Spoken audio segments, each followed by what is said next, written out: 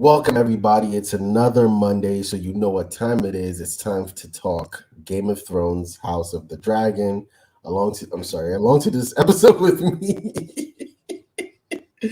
Welcome, Roy. It's gonna be a fun one, isn't it? It's definitely an episode that a lot of things happened. That is definitely the case. A lot of things happened. But so how did you feel about this episode once it was over and you sat through the last 10 minutes of the podcast? Gonna be honest, I really don't know how to feel about this episode. And I hope us talking about it will get me to a place of sort of how I actually feel about this episode.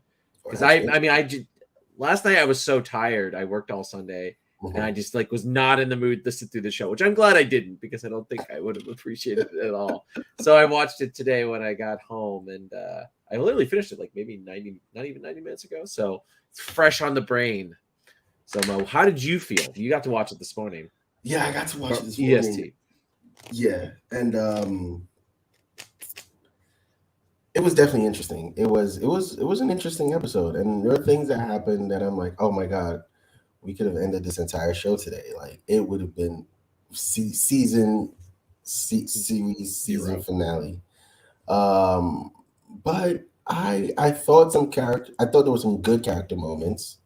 There were more so than the entire show itself, the entire episode itself. I think for me, the House of the Dragon has done something where every episode since I think maybe 3 or 4 it's been a steady climb for the show. And this one I feel like it didn't go down, it just didn't go up per se. It's like a level. It kind of leveled way of out. Describing it. Yeah. I think my big thing about this episode that made it hard to digest was it has a lot of moving pieces that don't always cohere well. There's a lot of stuff happens in this episode, but also at certain times feels like nothing happens. Yes. Yes. And so it just left you with there's a lot of reveals. There we go. That's what I want to say. There's a lot of reveals in this episode.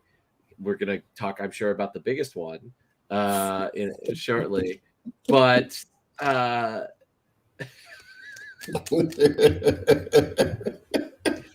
look, gotta update your credit card on Only Queen. All right. Oh man. Okay, well, you were we're going to start there. I guess that's where we're starting. That was the fucking strangest thing. Well, yeah, it's she's in any place to criticize. I would say that was the most,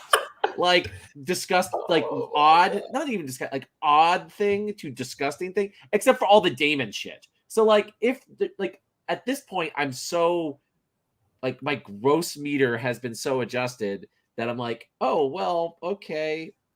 Foot fetish. Oh, so now we're on foot play. It's a little on the nose though, or on the foot in this case. Foot man with bad foot has foot fetish. It's so wild. But I gotta ask you though, in episode 1, we literally saw a man's testes on the chopping block, and we saw it wasn't his testes, man. It's the other part of him. Oh yeah, the penis on the chopping block, and we saw the I think, in my estimation, the grossest thing I've ever seen on TV.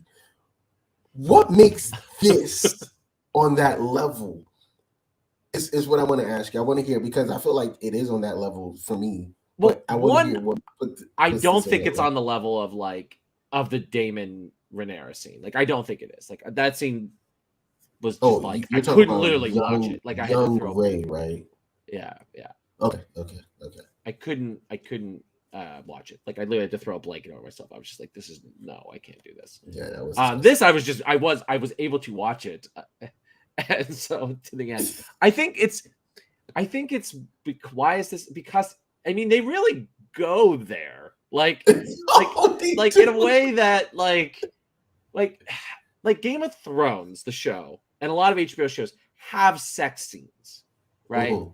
And sometimes they have gross sex scenes or weird sex scenes. The first is famous, the first season of Game of Thrones, where those two women are banging, and Littlefinger is those two women are going at it while Littlefinger's explaining the economic policy of Game of Thrones. That was wild. like there's some wild like things, but I think this went there in a way that like was really like weirdly uncomfortable because it wasn't. It were elements of it that didn't feel fake. Do you know what I mean? Like that little finger sex scene, for example, felt fake. No one does this. No one like has to like women boning in a corner while you explain economic policy. I mean, maybe someone does, but it's just definitely not something you think to encounter in life. But this was like a legit foot fetish scene. And particularly when his hand goes down his pants, I'm like, they are going. I was like, what? Like, what? What was that? Like, that was just like, wow. And then like her complete like sadness and humiliation is just like, oh, like, God, it's not an alcohol time of the day. But I feel like honestly, I need some. I think what for me, what added to that, right? Because that entire thing was disgusting. But what adds to that for me is the fact that right before, or you know, sometime before that, she's talking to Rhaenys. I think the strongest scene from this episode, and Rhaenys says, "Oh dear, like you think you're fighting for freedom, but you're only fighting for a corner of the window to be, you know, to be seen or whatever. Like you're still at the behest of these men." And turn around, and she's sitting there, like he's giving her the information. I think what makes it so sick is she pulls off her socks, and I'm like, "Oh wow, they're really comfortable." He looks at her feet and licks his lips. Wait, you didn't figure out what was happening like from day one? I didn't. I'm so naive. I swear to God. Oh my God. I knew as soon and as then he licks his lips, and I'm like, stop it. Like, I'm like, so okay. By implication, they've been doing this since forever. I guess. Yes, since his brother. Like, there's you can't since his brother, before his brother. Maybe I guess since his brother, because that's what was revealed that he was like. Yes, yeah, that's when they become tight, right? Was when. Well, they were kind of tight before that, right? But that's what he like. You mean when he kind of gives her the information? He's like kind of friendly when she was with her. Like 9 and when she was 10 and 9. I'm sorry. Like one of the things that's like weird about like some of the characters is I don't think Lars is supposed to be significantly older than like Rhaenyra / Alicent. Like I think they're like he's supposed to be like 4 or 5 years older. Do you know what I mean? Like, I mean, as soon as she put her feet on there, I was like, no, are they going there? I was just like, swear, I didn't think. I was like, well, because he was like scary. She wiggled her toes, and I'm like, oh, she's just trying to be comfortable. Like they are ready. Like they have a relationship. Are an innocent man. No, because I'm her are going. Somehow that just gets dismantled this episode. Kristen's hate for Rhaenyra and her hate for Rhaenyra is why they're bonded. That's my estimation. Well, that's see this. This episode did not hammer home her hatred for Rhaenyra, though. Like, because she's the only one who doesn't want to die. So yeah, once we're done this, we can go back and I mean, talk look, I don't know. There was a lot of extremely toxic, gross masculinity on display this episode. Like, what was going on with when oh my God, Otto like said in certain light you look like your mother, but he said it in like the grossest way possible. And then they go straight into that sex scene. A friend of mine who watches it said he might have something for her, and that's a good question. We'll get to that. A friend of mine said to me, hey, like I think they might be having something. Like text me, it's like I think they might have, or he might have touched her inappropriately when she was a child, because it's a very weird thing to say to you. Like it's not a weird thing to say to your daughter. It's the way he says it. It's the way he said it, and in the context, like when she's like bossing him around, and it's just like, this is weird. I'm lost. And then they went straight into this foot sex scene. But what puts that foot sex scene on the level of seeing a penis on a slab is, you're right, his hand goes there, and it doesn't feel like it's, it's like an off-camera. Like I don't understand why this show wants to show you everything. There's some things you can cut off. Like, I swear to God, we're gonna understand what's going on. Short of his dick actually getting pulled out, honestly, as explicit as it gets. Yes. Like, it's short of like straight up pornography of a man masturbating. Yes. Like, and it was disgusting. So let's get back to the original, But to the episode. but what's the point is, we're on the same page that by implication they've been doing this for a significant period of time, right? Yes, definitely. I want to be again naive and say from his brother, right? I'm just gonna do that. And okay, that makes if sense. if you can think when she was 10 and 9 that that's what they were doing. Please don't do that to me, Mo. The main thing I'm excited about is this ending is I get to go like 18 months without someone saying 10 and 9 or 20 and 7 or whatever. Man, when what's his name? The old guy goes, I'm 60 and 3 or whatever, however old he 3 said and 60. he was, 3 and 60. I cracked up because I'm like, I know they're just starting this. I know Roy is probably sick of hearing that shit. And then you hear it at such an advanced age as well. But here we are in the council, right? And she's come up and she tells her dad, before they set the council that look. And then she finds out from her dad and the council that they've been planning to not just usurp Rhaenyra, but to like end that line. I didn't actually appreciate that. I mean, like, I feel like they keep trying to have it both ways with Alicent, and this episode definitely did it, I think, sometimes more successfully than other past, but like it kind of makes Alicent look like an idiot. That like her dad and these people would I mean, you're not wrong, drunk. You're not wrong, but ew. It's still gross. It's it's feudalism, which a lot of people are doing a lot of things for nothing. Let's be completely clear here. Second, ew. Just ew with that whole thing. Ew. I'm sorry, but this funny to me, right? Discussing Valerian. I'm just gonna show one time, but yeah, I mean, you said she doesn't have any right to really talk, but honestly, she really does not. Like, no, she is. Well, I'll be short of maybe Otto, the child molester, but like, she and Damon are like the two characters in the show that have no room to criticize some light foot play with a non-relative. All right, compared to like whatever the Rhaenyra and Damon do. Yeah, I definitely agree, drunk. Yes.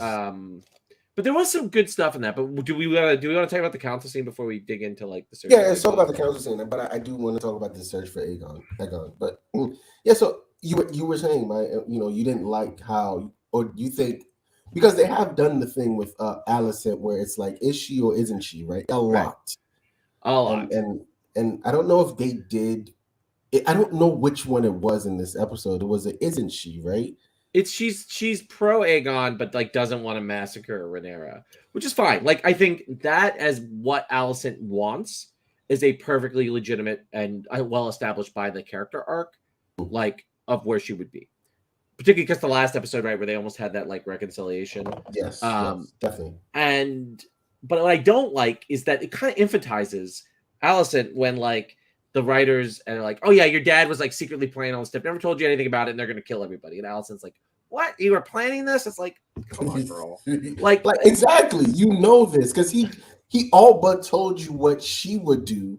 Like, right. He definitely told you what she would do if she becomes a king. Why would you think? Like, why would you? First of all, you and your gross messenger person constructed the death of his brother and father. To be fair, she didn't in the context. Oh, come on, you really think so? I mean, I don't think she realized what exactly he was going to do. What he was going to do, but she knew something was going to happen to them. Yeah, but I don't think she knew like how horrible it was going to be. Because they were his brother and his dad. Like, she's not. Yeah, I don't think she is. But for Aegon, yes, she doesn't want it. I think. I mean, let's do this scene, right? Right. Because there was a lot of. I think one of the most well executed scenes. As much as I didn't like the specific note that they hit with Alicent, I thought that the overall scene was well done. Yes. Like in the council scene, and I thought that Lord Beesbury, yes. got his like. This is one of the more iconic like parts of this sequence in the book, where he's like, "Fuck you, all your traitors," and then dead, right? And Kristen Cole once again gets away with another murder. He's police. He is police. He is the most police of the police. Right. So, and then the the head of the, oh my god, the King's Guard, there we go, quitting, like I thought was really like well accomplished. Like I think the actor really sold it. I was Of scared like, for him. yeah, I thought they were gonna kill him. I thought Krista Cole was gonna kill him. I was scared for him. I was like, you're really gonna do this right here, right now, when you see like he just killed someone and no one even batted an eye. You can't, like, don't quit right now. At least wait and run, right?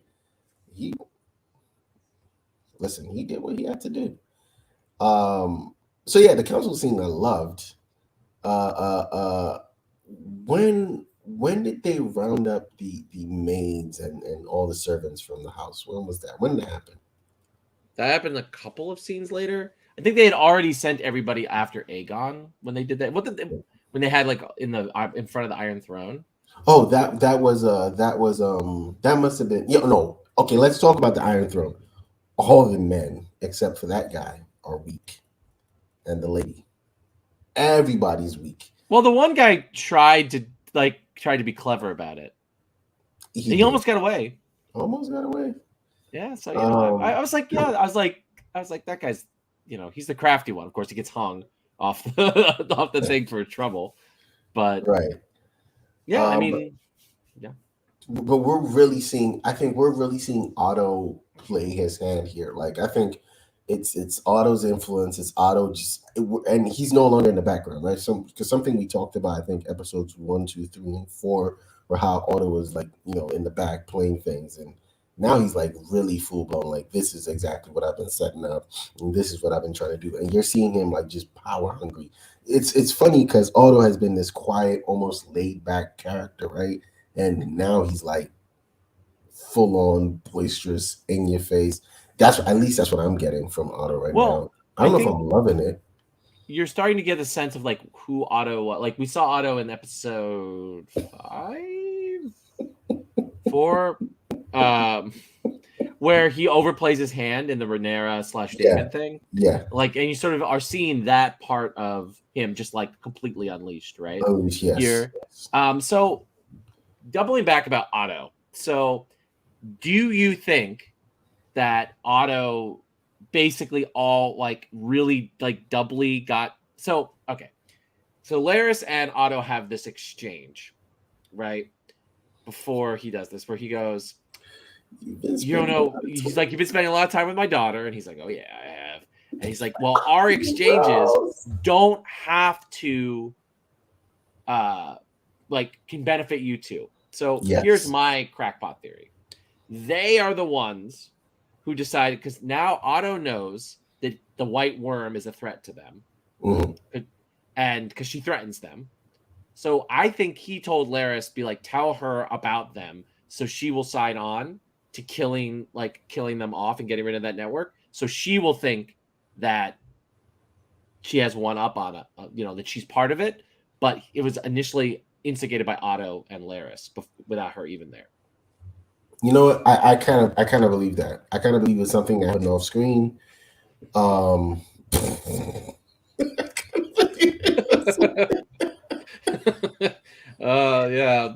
No, please don't show. Look, if they show that, hey, who knows with the show? You're right. But yes, I do. It's only getting more wild from here. It is. You mean like story-wise? Story-wise, yeah. Okay. There's some big swings, and I'm not even. Well, I mean, there's they basically told anyone who's read the book where it's going to end in the trailer. There's a huge moment, big swinging for the fences moment that'll end the season, and then next season when they get around to it, it's got like. Next season, isn't it Dance of the Dragons with the wars? Okay. Yeah.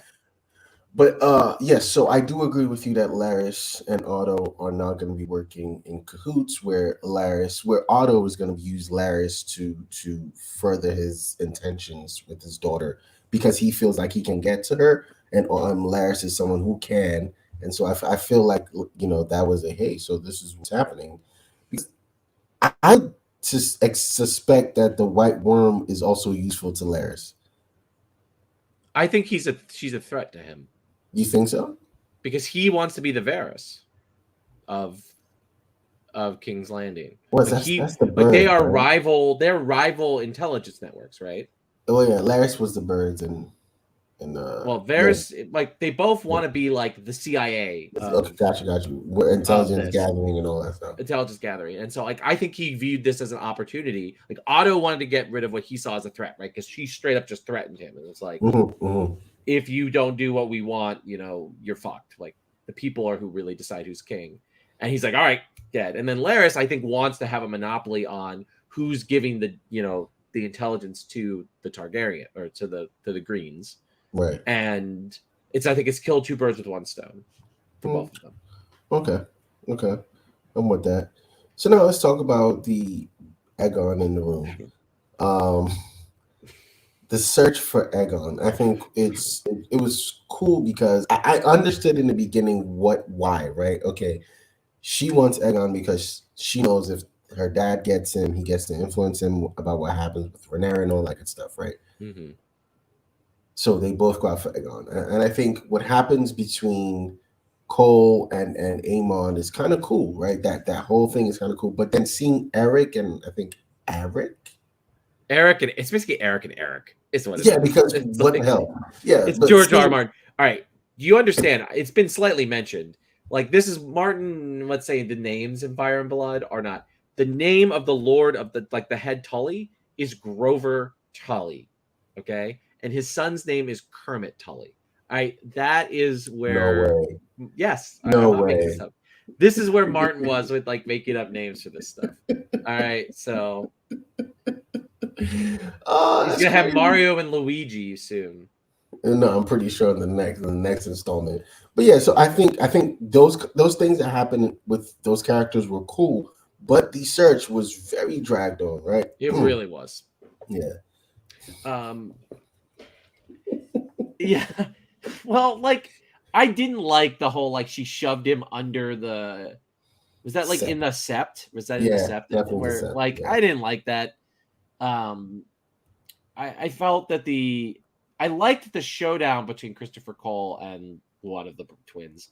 I guess the twin that is gonna stay on their side. Yeah. The one thing I was confused about which twin it was gonna jump ship and which twin wasn't. That was where I was confused. It's crazy. They have like at least what you could do is give them the same face, but take the beard off the one, right? Let's or like have one wear like a red cloak or like a red sash and his white cloak, and the other one wear like a green sash, or like just be like the red one did. It's like I couldn't remember which one was Eric for Kristen Cole. I thought that was cool. It was cool. It was a pretty decent fight scene too. Yeah, it felt very actually Star Wars in a good way. It also shows what would have made it super Star Wars if they started twirling their swords. I mean, they kind of did that, like where he like does the thing and he like knocks the sword down a level and he like runs to go get it. It's like that's something that would happen in Star Wars. And then his brother's watching, doesn't intervene, and just dips. That was. I think that's the brother that's gonna switch sides. I think that's the one that. That's the one that. Well, no comment about what's going on. Oh, come on! It does, doesn't it? You just say yes or no.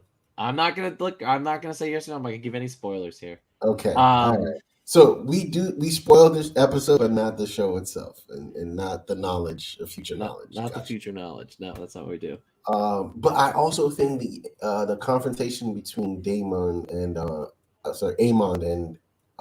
Aegon was pretty strong. Yeah, it was strong. I think it set their dynamic up pretty well. Don't spit in my face though, because I will knock you out. I don't care if you want a brother, just don't spit in my face. It's COVID, man. What's wrong with you? There is no COVID in Westeros. COVID in Westeros, right? Oh, they call it the spring sickness. Okay. Right, but it did set up that the dynamic. But wouldn't you think that was kind of also set up in the journey when Aemon is telling Kristen, "Hey, look, this is what's going on with my brother. He brought me here when I was my 13th name day. Sorry." When he was 10 and 3, Mo. 10 and 3. He brought me here and told me I need to get it. What, bro? Like, just you were 13. Well, the funniest thing is when he says to Kristen Cole, like, "You're a man of unimpeachable honor." It's like LOL, and then Kristen Cole goes, all women are an image of the mother and deserve respect. It's like, bro, you went just full incel. Like, when we were doing the pre-show, Mo was like, something you read on the internet that Kristen Cole is an incel cop, and it truly is. Like, he is spot on incel cop in this episode. Yes. And then, the thing is, okay, well, this is who my brother is, and he's the one that's getting groomed to be the king, blah blah blah. For us, again, you've read it, so you probably didn't get the same feeling that I got in the moment where Aemon is on top of Aegon. I'm like, he's going to choke him out, he's going to kill him, and then say it was an accident or something. I mean, I didn't get that scene because like they were in front of everybody. Like I didn't get that as a read, even with or without knowledge of the book. I didn't get that. It's like, to me, it felt like Aemon hates his brother so much, but hates him so much, but he also like respects his mother and like, as you know what I mean, like he does like love his mother and like want, and that's like because you constantly see like Aemon immediately goes to his mom, right? When he doesn't go to his uncle or right no his grandfather, his grandfather, right? He goes to his mother, he's waiting with his mother, right? Like he is like on Alicent's team, right? And I think like he might, if he had his like druthers, he would just kill Aegon, but that would just like break his mother, and that's just like, and hates everybody, respects the system. I think that's a good way of putting it, Drunk. Like he's definitely like on Team Alicent, and even if he hates everything about everyone else on Team Alicent besides his mother and his sister, who he clearly wants to bone. That was weird. But that's been present since like they showed up as teenagers. Yeah, they showed up as at the funeral. I think at the funeral. So they go back. He goes back to his mom, and she's trying to tell him, "Hey, look, man, you're gonna be king."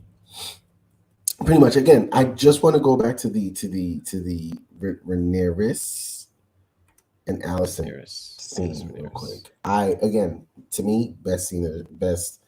It was definitely the best acted, even if Rhaenyra's Wiggis looked terribleist, like really bad. Oh, you're adding the S's. Yes. And also Aemon's wig looked really bad in this episode. Oh, it was horrible. Like, again, I'm surprised you didn't start off by talking about the wigs, but no, I was gonna wait until a natural moment, because like just like all those shots of Rhaenyra's like face, and I was just like, that wig is so bad. I was like, oh Jesus, it's like,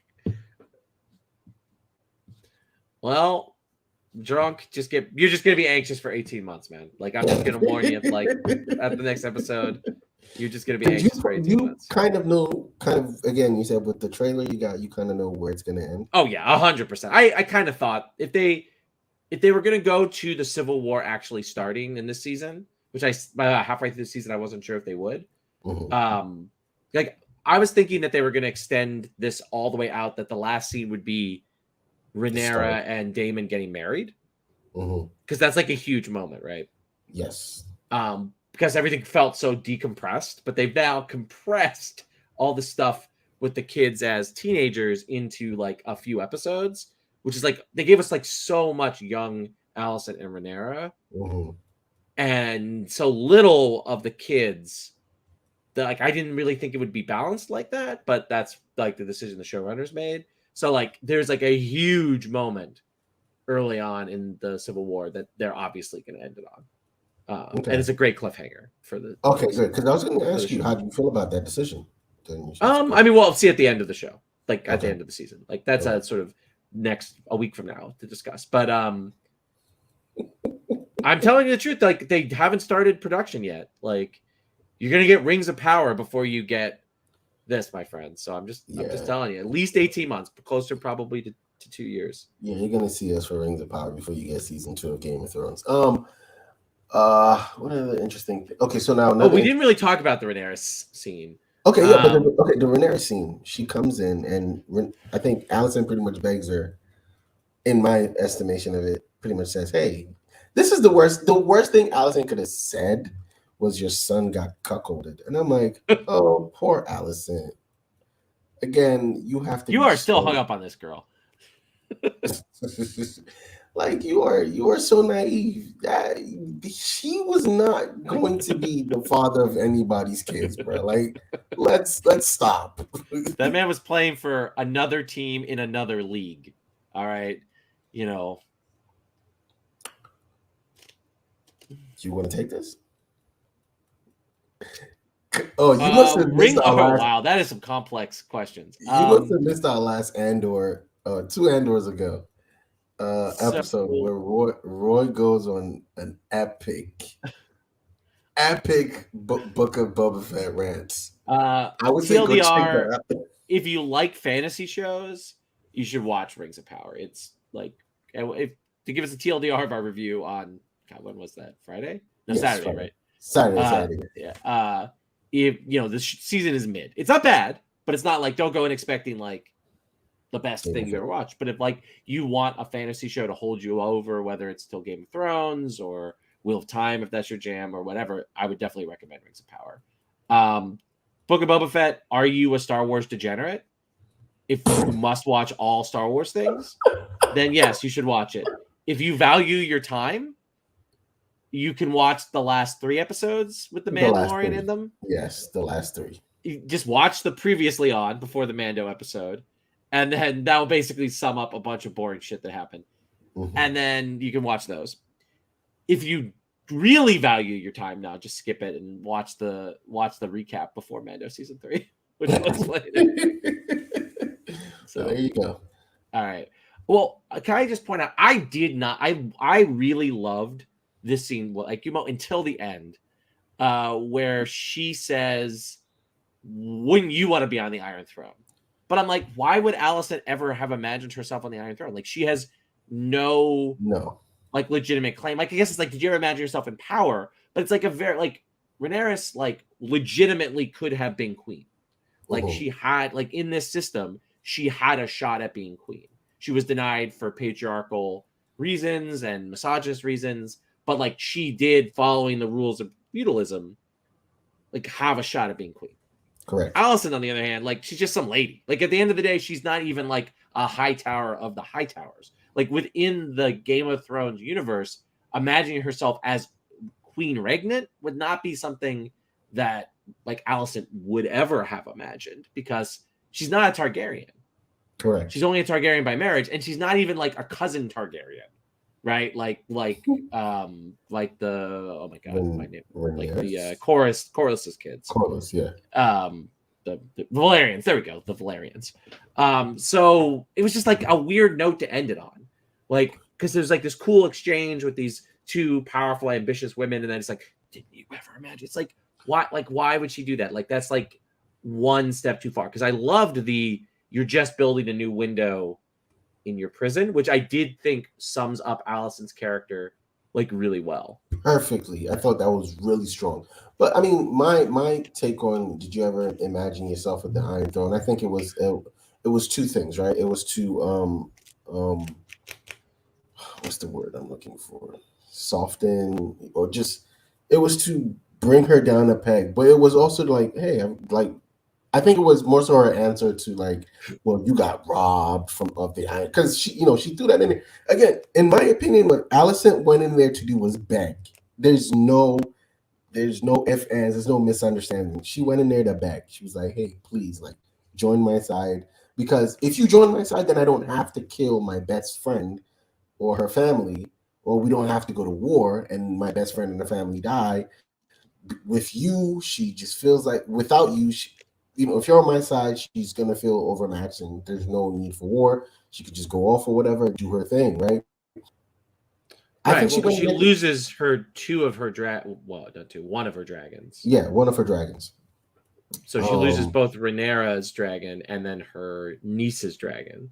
Yes. And then theoretically, like, does Luke, Jace want to like go to war against who they view as their grandmother? Yes. Right. That's the one. So I think it was to just to have her discombobulate a little bit, throw in a line about the Iron Throne, because I think that was where Alicent just kind of paused. I don't know if her look was like, are you serious? I don't want that, or just like, whoa, and then walk out. Like imagine the power you would and the freedom you would wield. Because I think we talked about how Rhaenyra, not Rhaenyra, but Rhaenyra. She was spitting. She was. I thought that was a solid line.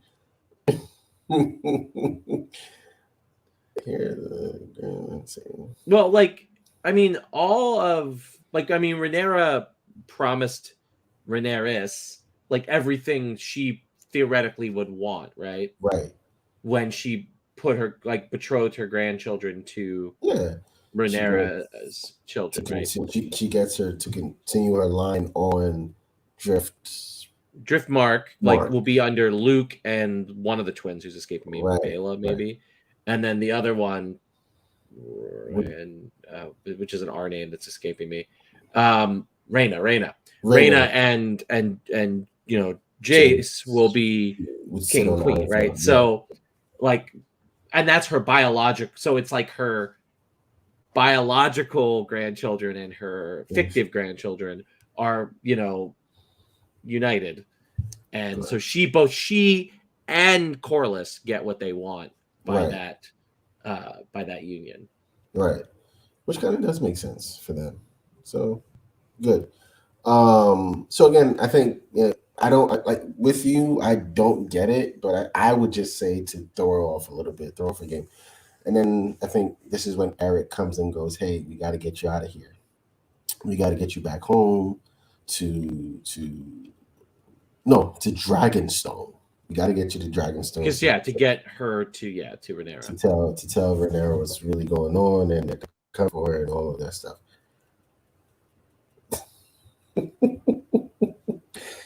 It's not. I think it's the names of these characters, bro. Because Eric, but I mean, also notoriously, Game of Thrones has a lot of characters to keep track of. Yes, a lot of characters that you have to know. But really, at the end of the day, you only really need to know Rhaenyra, Alicent, and their core children, which are Jace, Luke, and on Rhaenyra's side, and then and Daemon. Let's not forget Daemon. I like to forget about Daemon, but I know. And then the kids on Aemond and Aegon, and their sister, Helena, is that her name? Yes. Or Helena. It's Helen or Helena. That is a name that gets me. It gets me in real life. Is it Helena? Is it Helen of Troy? It's Helena of Troy, right? It's Helen. It's Helen of Troy. Yes, it's Helen. It's Helen, like Karen, another of Troy. Well, Helen is Karen of Troy, basically. Anyway. I don't know why I've ever thought it was Helena of Troy. Helen of Troy. Interesting.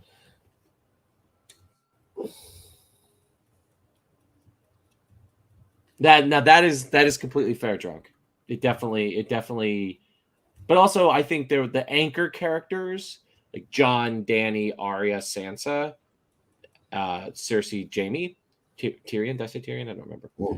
They were bigger characters than any of the characters on the show, except for Rhaenyra and Alicent. Yes. All of those anchor characters were just huge, and so they sucked up enough of the oxygen that if you just remembered Jon Snow, it'd be like, oh yeah, there's Jon Snow and his friends, right? And Daenerys and the few non-white people on the show, right? That was it. And then Cersei and bad sex scenes, all of that, those characters were so much larger than all the other characters that you didn't need to keep track of the stuff unless you were a total degenerate like me. And then Rhaenyra gets lost in the roundup because again the Greens have to make it a whole scene, right? That's their thing. To be in front of everybody, and so Rhaenyra gets lost in there. While that is happening, the cart pulls along, and you see we're in it now with Alicent and Aegon, and he's like, well, don't play with me. My dad didn't love me enough to do this or to say this about me. That's the only moment I liked Aegon in this whole. Right. Go ahead. He was a rapist in the last episode. Let's not forget that he raped that woman in the last episode. I don't care. He's a loser, degenerate. I don't like. Even though that moment was cool from him, I hate him. I hate his face. and I don't know the actor. I feel bad for saying that, but I hate him. I think I hate him as much as I hate Kristen Oh, Cole. it's going to be mid drunk. I'm just warning you. It's going to be mid. Wait, because that's a spin-off, like a future spin-off, right? It's a sequel, yeah. Ugh. I don't know what the hell the conflict. Well, let's not get bogged down on what stupidity right. the Jon Snow show is going to be. Right. So he's like, yeah, I don't. My dad didn't love me enough to do this because he could have done this. I'm 20 now. You know, he's always kept. And I think that's one of the things, as you said, I think he's one of the people. Oh, and his kid, right? His one of his bastard children in the pits. Oh, yeah. That was disgusting. It was disgusting, yeah. Like, you go to the pits and you have a bastard child. Like, you go there to partake on all the like fighting children. No, Game of Thrones is disgusting. House of Dragons is another level of disgusting. They really went there. Like, they out-Martined Martin in that sequence. Like, you have. I mean, he is a pedophile rapist in the way in which a lot of the men on these shows are in Game of Thrones. Right. Like, he has sex with children that we consider underage. Ugh, disgusting guy. Just disgusting. Yeah, because that was what Eric implied, right? Yeah, well, because he had the Targaryen hair. Yeah. Yeah. And I think that's another reason why Eric is like, oh no, I can't do this. I can't like this. I can't. I mean, Aegon sucks. Like, he just sucks.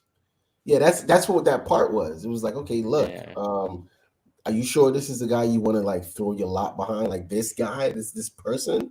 Even Aegon knows when he tells his mom, like, is this? I don't think this is for me. I don't like if Dad really loved me, he would have done it while he was alive. And that's like second or third person to say it to her in this episode, right? I think Lord Breezebury said it. Yeah. Rhaenyra kind of implied it. I mean, I think it's an open secret that Aegon sucks. Mm-hmm. And Aegon knows it. And I think he doesn't buy it until the scene in the... Yeah, when he sees the pompous... The dagger. When he sees the dagger. And then he sees like the whole pompous thing set up and the showing and the red... Was it red cloaks or gold cloaks? With the sword, and they give him the Conqueror's sword, they give him the Conqueror's crown. It's your King Aegon, and even Kristen Cole, the new Lord Commander, is like, yeah, the King Aegon. Oh my goodness! And well, the pageantry worked on Aegon, like in many ways, like 100% did because he bought it. Well, one of the things that it is cool about like the Greens versus Blacks, right? Like the Greens are always about pomp and circumstance and ceremony, which further shows that they are faking it, right? They have to constantly be doing this public pageantry. Yes. But Rhaenyra tends to do things like just like on the DL, right? Because she is a Targaryen. Like she has nothing to prove to herself, or she views to the world that she should be queen because she is a Targaryen, capital T. I mean, she married her uncle. So she's like capital T, full exclamation point Targaryen. And I think that's a really cool and really subtle storytelling choice that the show makes. It worked on you too, Drake. Yeah. Then he just got to remember he was going around raping people in the previous episodes. Right. That's what I'm saying. I don't care. Which is why when the next thing that happens in the scene when Rhaenyra like slips off, I'm like, no one is watching. Like, okay. That was a little like, Thank you. Because on her way there, on her way out, when Eric gets her, right? I don't know if it's Eric. I'm just gonna say Eric. When Eric gets her, she goes, "Can I go get my dragon?" And he's like, "They're gonna be watching it, right? They're gonna be expecting." Well, they were. So they just weren't watching. At no time during that ceremony where any of these soldiers just maybe, right? Do you understand what? Like, okay, this is the thing that upsets me. Right? This is the only thing that upset me in this episode. How? She had her cloak of misperception on, the same one that Daemon had on when he just murdered his wife and no one knew, or when he was wandering around. Like when a main character in this show has their hood over, nobody knows who they are. Because Aemond One Eye is walking around all of King's Landing with the eye patch. Like, it's just if you're wearing the hood of misdirection +3, Mo, Like, it makes the difficulty check a 30 to identify, and just like none of these commoner level 2 NPCs that the DM like cooked up in 5 seconds is going to be able to make that check. Come on, not even the guard. The guard's like level 5. Come on, he's not going to get a DC. The worst part about it is she gets there, she changes. Because that was also like, maybe she was wearing it under her. No, she wasn't. When Eric got her, she was still in her night garments. She was not in, because again, I think she was a prisoner. She doesn't have a handmaiden because all the maids and all the house handmaidens have been gathered up and killed because they don't know which one is in the network, so they just assuming everyone, I'm guessing. So they gathered everyone, right? So she doesn't have a handmaid. She changed and she braided her hair down because I know you're gonna. She braided the wig down because to ride the dragon, your hair can't be flowy. It has to be braided down. I mean, not if you want to seem crazy. Listen, but I mean, look down in the basement of the dragon pit. They no, go ahead because they have like a grooming station, right? That's just open to any Targaryen. You just come in and they're just gonna like do your hair back. They're gonna give you your suit. It's like, cool. All right, you're good to go. You're good to go. That's just like that's the whole group of the dragon tamers. No, it's that's not. Their job. It's she goes down into the basement and she's like, and her clothes just jump on her. That's exactly what happened. But I mean, it took a little bit and she escaped and got down there to when the dragon comes up. But this is I'm with you, man. Honestly, I'm like this. First of all, this ends the show. This ends the war, right? Before it starts. Roy, you know this. You know how I feel about Elrond, and it's his fault. It's his fault. We would have no. I mean, I agree. Like, I feel like this scene is not in the books because it drags out a little bit. Not the coronation, but her bursting out of the dragon pit, which makes no sense. Yes, like because there's lots of exits. Like, I mean, I thought the scene was a little. It was cool. Do not get me wrong. It was cool. It was cool. It was in character because like Targaryens do not give a shit about normal people.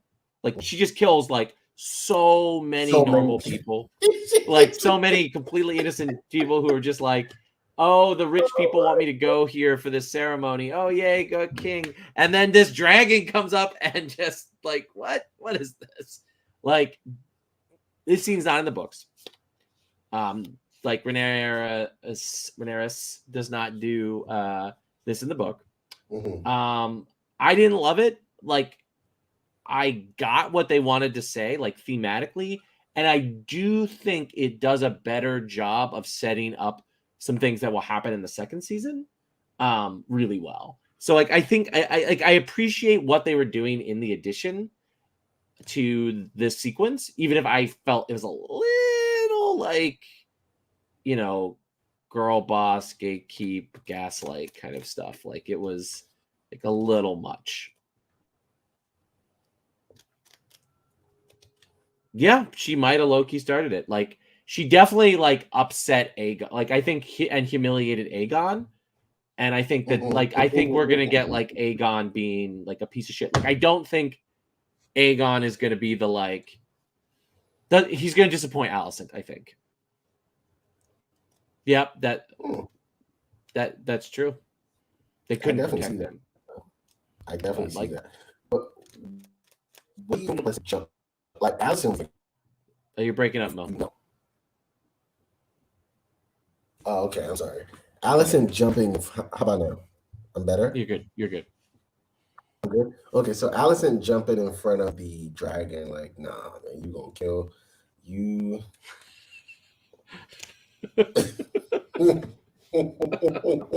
I mean, look, Daenerys did that for like some bells ringing. So, yo, I'm still traumatized by that. By the way, oh my god, just like I was having a good day, a good meeting with my boss today, and like now it's just back. Like, oh god, the trauma, it just lives. I'm having a trauma response to the 8th season of Game of Thrones.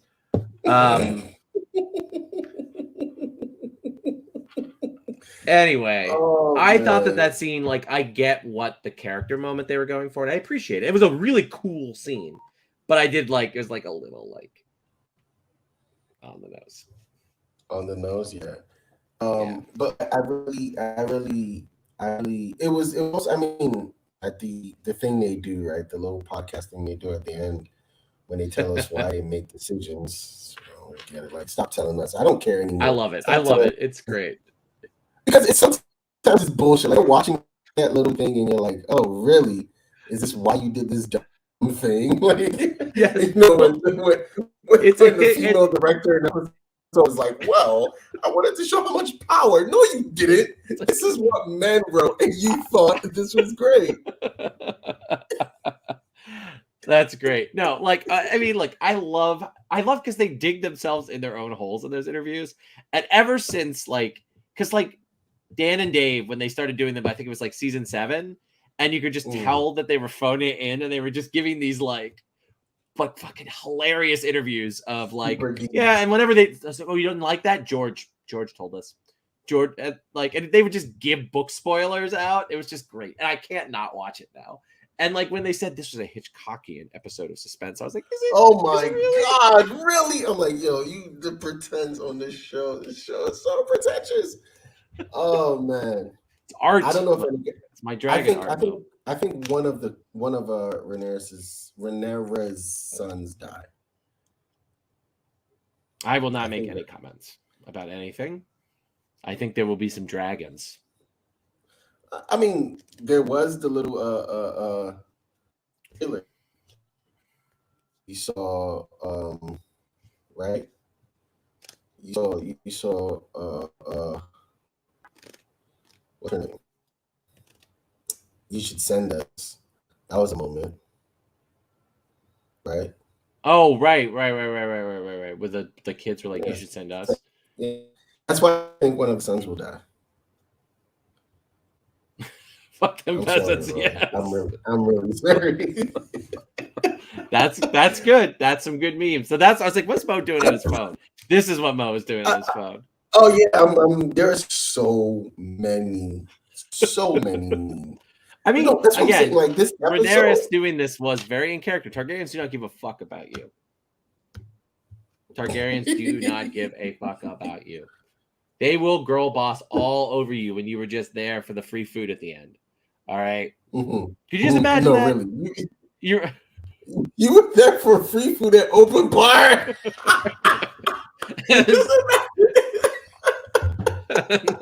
No, you just get smashed by a dragon. Like, God damn it. And not even eaten by a dragon, just smashed. You were just smashed. Like, oh, and then you get, and the worst part is where she's flying away because before the dragon has to take off, right, and it does this like land and dig to like push itself off. I know there were people there. You literally saw them get crushed, like in like a small little silhouette. So it's like, oh my God, she just does not give a fuck. No, like, and that's where Danny gets it from. The craziest part of all of this is what's his name? Otto's yelling to open the door, like, let these people out. It's like, don't close the door. It's like, don't lock her in here with us. Right? I was so scared. Otto was so scared. I did, however, so this is one of the pretentious things they said at the end of that, right? This is one of the pretentious things they said. Look, all I wanted was that buffet. That buffet looked so good.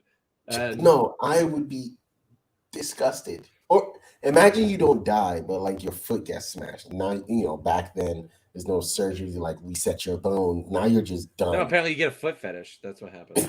Ew. Oh my God. Allison jumps in front of her son, and I think it's one of the reasons why Rhaenyra doesn't just yell out Dracarys is because, like, oh my God, mother. It's the mother to mother thing, but also they established that in the episode itself. Exactly. You didn't need to show it again when you pretty much said it, right? Because she was like, I'm coming. Like, it was almost like I'm coming to you as a mother. Like you've joined with Allison. I'm sorry, you've joined with Rhaenyra, and what has that got you? Your daughter is dead. Your son got cuckolded and died. Like, no, honestly, when she said that, I knew Rhaenyra was gonna call her bullshit and be like, I thought she was gonna call her bullshit and be like, "Get out of here." My son's gay. I was not gonna get no. I mean, I wouldn't apparently, because apparently the common folk are fucking filing children's teeth and having them fight in these pits. I just think you just need to nuke Westeros from orbit, like just like the Death Star. This is my hope, is that Westeros and the Star Wars universe are in the same, and when the Emperor needs to like test the Death Star, he just like Planetos. It's like knowing it's not Alderaan. No one cares. It's like, oh, bye, Planetos. Oh man, it is. That is definitely one of the big themes, right? I mean, yes, the pointless ambition, the sort of, and then patriarchy and misogyny, right, as controlling forces of politics of the society are sort of two of the big things. Correct. I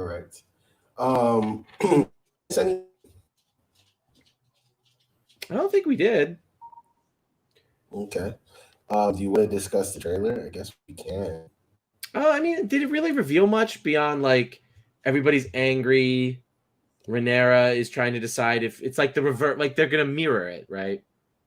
Yeah. Where it's now Rhaenyra, like Daemon, and maybe even her kids are gonna tell her to kill the Hightowers, and Rhaenyra is gonna be like, I don't know about that. Yeah, because she did walk out. That they did show a scene where she walks out onto the balcony and she's like, I don't know if I can do this. Honestly, there's the thing with Daemon and the dragon. Yeah, that's gonna be interesting to see what that is about. Yeah. Is he claiming another dragon? Is he trying to claim another dragon? Because usually you can't do that. And Syrax is one of the better dragons, so his dragon, at least in the book. Yeah. Like his dragon is like one of the top dragons. Like you want that dragon. There are no end credits. They're after the credits. No, they're after the credits. So like it goes. It goes episode credit, initial credits, trailer, the documentary. I mean, how can you? I'm sorry. Oh man. Oh Jesus, that was hilarious. No, the memes for this episode are hilarious. But I'll end with this. I mean, it's true enough. Do you want me to do the what was different? Yes. Go ahead. Yes. The different. I already talked about the Rhaenyra thing didn't happen. In the book, Beesbury does die. Rhaenyra. You're right. Sorry, Rhaenyra thing does not happen in the book. She's on Driftmark, I believe, in the book when this is happening, and then the Beesbury thing happens in the book, but Kristen Cole just chops his head off in the book. I think like Kristen Cole we've seen one. We're good. Like Kristen Cole is much like less incel and more like insane, like more straightforwardly, just like insane in the book. About like he supports the Hightowers, like, and he's bloody about it. Well, there's my dog. You can't see her through the thing there. Well, there's another change that I'm not remembering. Oh, and Aegon, there's not like a whole thing with the White Worm. Instead, he's just in a brothel when they find him. So what was the big change is that the Beesbury is just gets his head chopped off, and the adding of the Rhaenyra scene. Rhaenyra scene. Just I'm tired. Right. So pretty big changes, but not substantive, but like pretty big emotional beats that are very different in the book. All right. Mo found another meme. I did. How'd you know? Because you're just like whatever that man's saying over here. What's going on here? No. This one is actually kind of good. Kind of. I think it's fun. It's actually really good. Because it has something to do with the character you kind of hate. That one right there. Boom. I apologize in advance, but this is a good one. I feel like it has to be shown.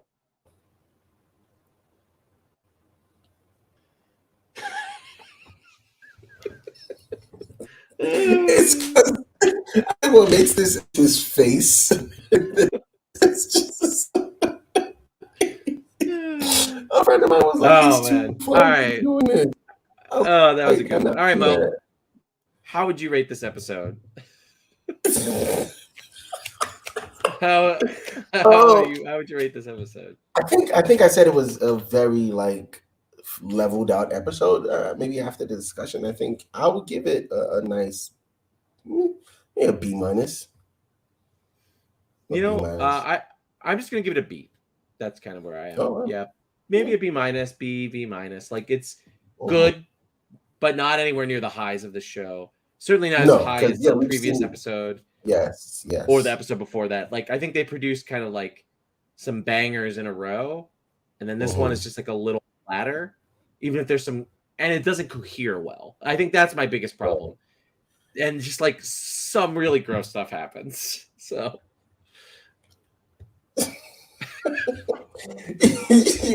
I don't want to say what I'm gonna say, but I'm gonna say it anyways. It is also directed by the same lady who said, so yeah, we're giving women agency by showing. Oh my God, yeah, okay. It is. So Drunk, make it to the season finale and then decide if you're gonna buy the book. Yes, get to the season finale first. I'd say that. But anyways, thank you, Roy. This was fun. Always. This was really fun. We will catch you next week. Well, make sure you're missing it. Unlike Rhaenyra, make sure you Dracarys the like and subscribe button. Oh my God. And don't forget to share. No, because it was on my bingo cards. It was not. I'm like, what are you doing?